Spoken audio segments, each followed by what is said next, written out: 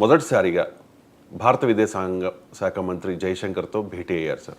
అంటే దీన్ని ఇండియాకి అంత ఇంపార్టెన్స్ ఇస్తూ ఉన్నారు అనే దానికి సిగ్నల్గా మనం భావించాలా? అండ్ అంటే చాలా సమస్యలు ఉన్నాయి కదా సార్ ఈ రెండు దేశాల మధ్య. సో అపరిష్కృతంగా ఉన్న అనేక సమస్యలకు ఒక పరిష్కారం దిశగా ఈ మీటింగ్ని చూడాలంటారా? అంటే మీరు ఫార్మల్ మీటింగ్స్లో సింబాలిజం కూడా ఇంపార్టెంట్ కాదన్నారు. మీరు అన్నట్లు నిజం. అమెరికా విదేశాంగ మంత్రి ఫస్ట్ బైలేటరల్ ఎంగేజ్మెంటు సారీ మీరు అన్నది నిజం. అమెరికా విదేశాంగ మంత్రి first bilateral engagement Indian foreign మినిస్టర్తో. సో అది డెఫినెట్లీ సిగ్నిఫికెంట్. అంటే ట్రంప్ ప్రమాణ స్వీకారం చేశాక క్వాడ్ ఫారిన్ మినిస్టర్స్ మీటింగ్ జరిగింది.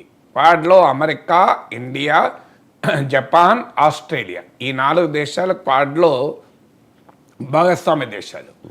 సో ఈ క్వాడ్ సమావేశం జరిగింది. అంటే అది కూడా ఒక సింబాలిజమే. అంటే క్వాడ్ ఏర్పడింది దేనికి? ఇండో పసిఫిక్ ప్రాంతంగా పిలువబడే ఈ ప్రాంతంలో చైనాను కంటైన్ చేయడానికి ఒక రకమైన కూటమి, యాంటీ చైనా కూటమి. అందుకే అంతకు ముందే అమెరికా ఈ ఇండో పసిఫిక్ ప్రాంతాన్ని వాస్తవంగా మీకు ఏషియా పసిఫిక్ అని పిలిచేవారు. సో ఆసియా పసిఫిక్ అని పిలిచే ప్రాంతాన్ని ఇండో పసిఫిక్గా నామకరణం చేసింది అమెరికాయే. సో అందువల్ల ఈ ప్రాంతంలో తన యాంటీ చైనా, ఎందుకంటే ఈ మార్కో రూబియో కూడా ఇది బిగ్ చైనా హాక్, అంటే చైనా వ్యతిరేకి. ట్రంప్ కూడా చైనా పట్ల తీవ్రంగా వ్యతిరేకంగా ఉంటారు. ట్రంపే కాదు, ఈవెన్ బైడెన్ కూడా ఉంటారు. అమెరికాలో అదేం తేడా లేదు. బైడెన్ ప్రభుత్వం కూడా వెళ్ళిపోయే ముందు చైనాకు అడ్వాన్స్డ్ చిప్స్, ఆర్టిఫిషియల్ ఇంటెలిజెన్స్లో వాడే ఈ అడ్వాన్స్ చిప్స్ను ఇవ్వడానికి మరింత కఠినం చేసింది. యాక్సెస్ చైనాకి ఎలాగో ఇవ్వరు, కానీ యూరప్, వెస్ట్ ఏషియాకి ఇచ్చేటప్పుడు కూడా ఆంక్షలు పెట్టారు చైనాకు రాకుండా ఉండేందుకు. అలాగే చైనా కార్లపైన నిషేధం విధించారు. కానీ ట్రంప్ ప్రెసిడెంట్ అయ్యాక భారీగా టారిఫ్లు చైనా పైన పెడతాడు, 60% అన్నారు. కానీ ఇనీషియల్ ఫస్ట్ 2 డేస్లో చైనా ప్రస్తావన లేదు. దానివల్ల ఈవెన్ జింపింగ్కు ఫోన్ చేసి తన ప్రమాణ స్వీకారానికి కూడా ఆహ్వానించాడు. అమెరికా చైనాలకు కలిస్తే ప్రపంచంలో చాలా సమస్యలకు పరిష్కారం అని కూడా చెప్పాడు. అందువల్ల ట్రంప్ చైనా పట్ల అనుసరిస్తున్న వైఖరిలో అన్ప్రెడిక్టబిలిటీ ఉంది.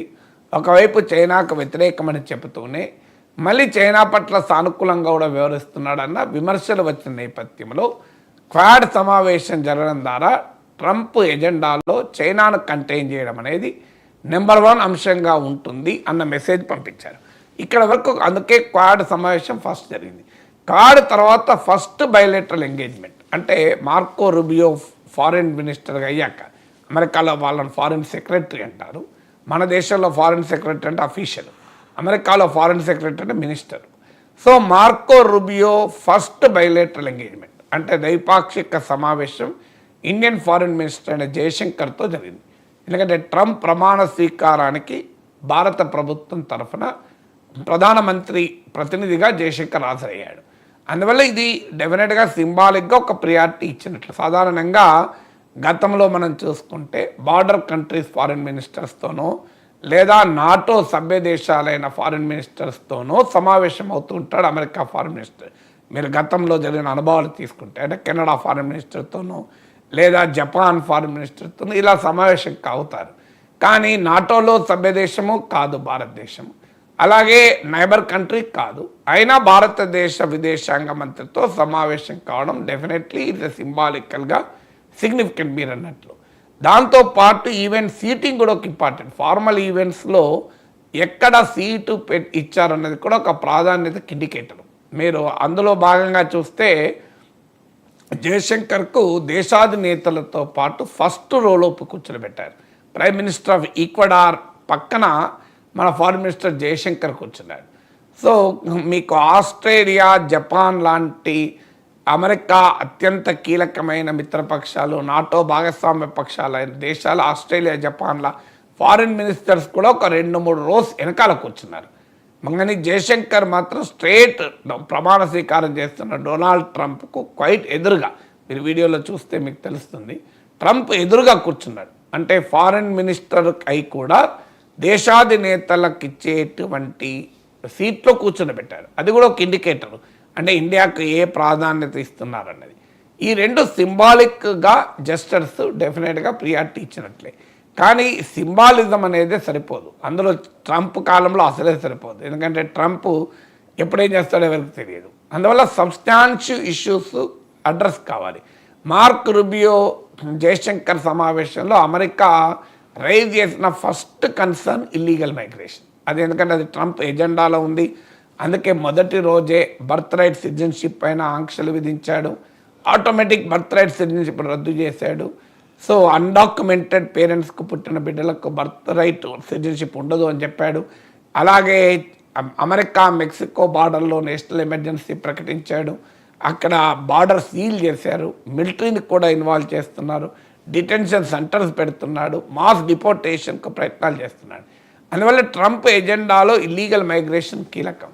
ఇల్లీగల్ మైగ్రేషన్లో పశ్చిమ దేశాల తర్వాత వెస్ట్రన్ ప్రాంతము, అమెరికా పరిసర ప్రాంతాల తర్వాత హైయెస్ట్గా వెళ్ళేది ఇండియా నుంచే. ఇప్పుడు వివిధ లెక్కల గణాంకాల ప్రకారము మెక్సికో, ఎల్ సాల్వడార్ తర్వాత third largest contingent of illegal immigrants India నుంచే. మీకు 2020 నుంచి ఇప్పటి వరకు 170,000 మంది అక్రమంగా వలస వస్తున్న వారిని అమెరికాలో పట్టుకున్నారు. అందులో ఇండియన్స్ కూడా గణనీయంగా ఉన్నారు. మీకు గుర్తుండే ఉంటుంది, అమెరికా మెక్సికో బార్డర్లో గోడ దూకుతో గుజరాతీ చనిపోయాడు అని. ఎందుకంటే ఇల్లీగల్ మైగ్రెంట్స్లో 50% గుజరాతీలే ఉంటారు. ఇంకో ఇంట్రెస్టింగ్ టైం, ఎందుకంటే మన తెలుగు వాళ్ళు ఇల్లీగల్ మైగ్రెంట్స్ మన వాళ్ళు కూడా ఉన్నారు. ఇంకా మన తెలంగాణ నుంచి, ఆంధ్ర నుంచి కూడా చాలామంది ఇల్లీగల్ మైగ్రెంట్స్ ఉన్నారు. అందువల్ల ఈ ఇల్లీగల్ మైగ్రెంట్స్ విషయంలో అమెరికా ప్రభుత్వం ఇంపార్టెంట్గా రైజ్ చేసింది. ఈవెన్ ఒక 18,000 మంది అక్రమంగా అమెరికాలో నివసిస్తున్న భారతీయులు వెనక్కు తీసుకోవడానికి కూడా మన విదేశాంగ మంత్రి అంగీకరించారు. ఇక్కడ అడ్వాంటేజ్ ఏమొచ్చిందంటే అమెరికాకేమో ఇల్లీగల్ మైగ్రేషన్ నెంబర్ 1 ప్రియారిటీ, మనకు ఇల్లీగల్ మైగ్రేషన్ ఇండియాకు నెంబర్ 1 ప్రియారిటీ కాదు. భారతదేశ ప్రభుత్వం ఎప్పుడు కూడా చట్టవిరుద్ధంగా అమెరికాకు వెళ్తున్న, అక్రమంగా అమెరికాలో నివసిస్తున్న వారి గురించి ఎప్పుడూ మనం పట్టించుకోలేదు. మనది స్కిల్డ్ మైగ్రేషన్, లీగల్ మైగ్రేషన్ మనకు కన్సర్న్. లీగల్ మైగ్రేషన్ అంటే H1B వీసాలు, ఇలా H1B వీసాలపైన ఆంక్షలు పెట్టడాన్ని భారతదేశం ప్రధానంగా అడ్రస్ చేయదలుచుకుంది. మనకి ఇల్లీగల్ మైగ్రేషన్ మెక్సికోకి సమస్య, ఎందుకంటే భారత ప్రభుత్వం ఎప్పుడు కూడా ఇల్లీగల్ మైగ్రేషన్లో ఎప్పుడు ధృవీకరించలేదు. అందువల్ల మనకు H1B వీసాలు ఎందుకు ముఖ్యమంటే 2023లో ఈ H1B కార్యక్రమాన్ని ఉపయోగించుకున్న వారిలో 75% ఇండియన్స్, ఓవరాల్గా 60% వరకు ఇండియన్సే ఉంటారు. అందులో 2023 డేటా ప్రకారం అయితే 75% ఇండియన్. అందువల్ల ఆ H1B వీసా పైన కన్సర్న్ ఇండియాకు ఉంది. అంటే మనకేమో స్కిల్డ్ లీగల్ మైగ్రేషన్ ఇష్యూ, అమెరికాకేమో ఇల్లీగల్ మైగ్రేషన్ ఇష్యూ. అందువల్ల అమెరికాకు ఇండియాకు మధ్య ఇక్కడ డిస్ప్యూట్ లేదు. అదొక అడ్వాంటేజ్గా వచ్చింది మన ఫస్ట్ మీటింగ్లోనే. ఎందుకంటే H1B వీసా పైన ట్రంప్ లాబీయే డివైడ్ అయింది. Make America great again lobby, Steve Bannon, Laura Loomer ఇలాంటి వాళ్ళందరూ make America white racist sections ఏమో H1B ప్రోగ్రామ్ను వ్యతిరేకిస్తున్నాయి. మీకు ఇలాన్ మాస్క్ లాంటి వాళ్ళు, వివేక్ రామస్వామి లాంటి వాళ్ళు సమర్థిస్తున్నారు. ఈవెన్ ట్రంప్ కూడా సమర్థించాడు, ఇది వెరీ బ్యూటిఫుల్, ఇది మంచి ప్రోగ్రామ్, నేను కూడా వాడాను నా కంపెనీలో కూడా చెప్పాడు. అందువల్ల ఆ H1B లీగల్ మైగ్రేషన్ మనకి ఇష్యూ, ఇల్లీగల్ మైగ్రేషన్ అమెరికాకి ఇష్యూ. అక్కడ అందుకే ఫస్ట్ మీటింగ్లోనే ఇల్లీగల్ మైగ్రేషన్ పైన అమెరికాకు మనం అంగీకరించడానికి రెడీ అయ్యాం. 18,000 మందిని వెనక్కి తీసుకోవడానికి రెడీ అయ్యాం. కానీ ఈ సింబాలిజం ఒకటే సరిపోదు. మనకు ఇప్పుడు అనేక కీలకమైన ఇష్యూస్ ఉన్నాయి. ఇప్పుడు బర్త్ రైట్ సిటిజన్షిప్ ఇండియన్స్ ప్రధానంగా ఎఫెక్ట్ అవుతారు, ఎందుకంటే H1B వీసాలపైన ఉన్న వాళ్ళు చాలామంది ఉన్నారు. నిజంగానే ఇల్లీగల్ మైగ్రెంట్స్ యొక్క పిల్లలకు సిటిజన్షిప్ రాకపోయినా కూడా ఇండియన్స్ ఎక్కువ మంది ఎఫెక్ట్ అవుతారు. ఎందుకంటే 1/3 of third biggest country illegal మైగ్రెంట్స్లో ఇండియానే. అందువల్ల వాళ్ళ పిల్లలకు పౌరసత్వం రాదు. రేపు ఇది ఎక్కడి దాకా వెళ్తుంది? ఆటోమేటిక్ బర్త్ రైట్ లేదు, ఉండదు ఇప్పుడు.